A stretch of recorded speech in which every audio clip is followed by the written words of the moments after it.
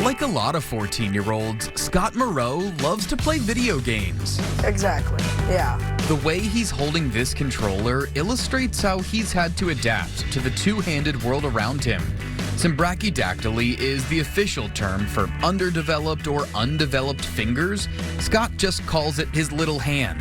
I've had to learn how to button a shirt, like zipper a zip, and the little things that you don't think about in your everyday life, I had to start from scratch and learn new. Starting from scratch was the case when he got a virtual reality system. He couldn't grip the controller meant for the left hand. What would he do? Make it work for him. But that was how this all started out and created all these. The three creations in front of him show us a storyboard of his solution, different iterations of an adaptive controller, from a guide prototype to a more refined version to this. A 3D printed sleeve wraps around his arm. He's able to press a sensor inside, and an attached computer interprets that, telling the controller what buttons to press.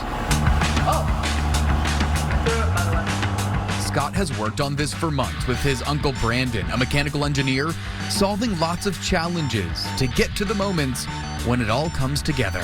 It's a feeling I've never had, and having that feeling, it's just great. It really is. There's no way to describe it, really. We don't live this world that he does day in, day out.